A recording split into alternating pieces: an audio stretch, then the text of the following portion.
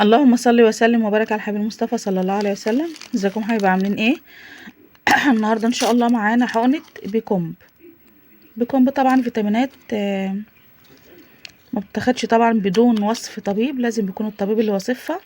معايا سرنجه دوت السن اهو الصغير، معاكي حقنه البيكومب، ومعاكي قطنه بكحول عشان تطهري مكان الحقنه.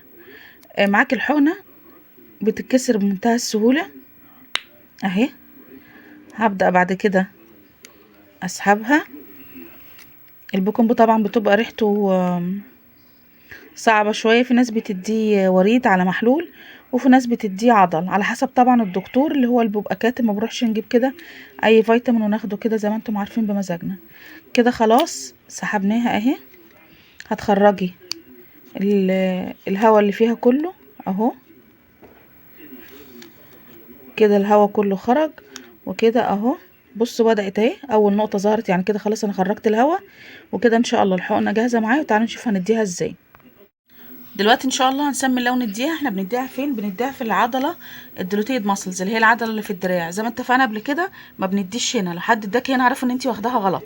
هتاخديها فين؟ بتجيبي الدراع على صدرك، بتحطي دراعك على صدرك، ومجرد ما بتعملي كده العضله دي اسمها العضله المثلثه.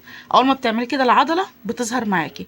خلاص العضله ظهرت معايا، حددت، بتبقى فوق هنا في عظمه اهي اسمها ده المثلث، العضله المثلثه. العظمه عندي هنا اهي، دي قاعده المثلث، ودي رأس المثلث. هعملها كده اهي، وجبت دراعي خلاص احدد المكان اهو.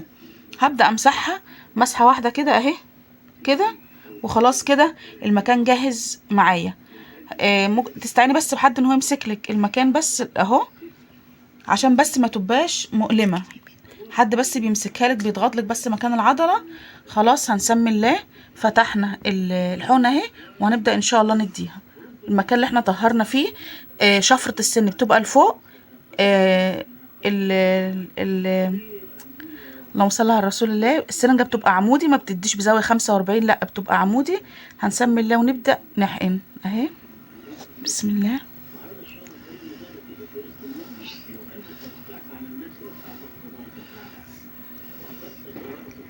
هي بس مؤلمة.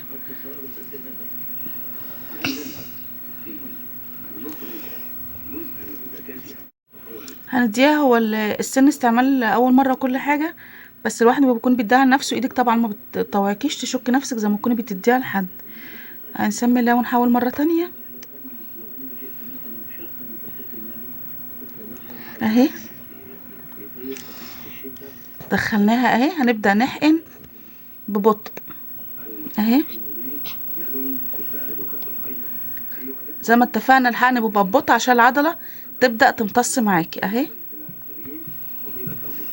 خلاص كده اهو. هي طبعا مؤلمة جدا اهي. خلاص كده اديناها. هنبدأ نشيل السن بس. خلاص كده اديناها، بنستنى عليها شوية زي ما اتفقنا اهي. بصوا مفيش اهي مكانها اهو.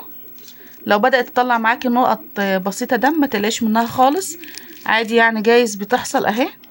خلاص كده. يا رب يكون الفيديو بتاع النهارده فاتكم. ما تنسوناش في لايك وشير واشتراك في القناة. والسلام عليكم ورحمة الله وبركاته.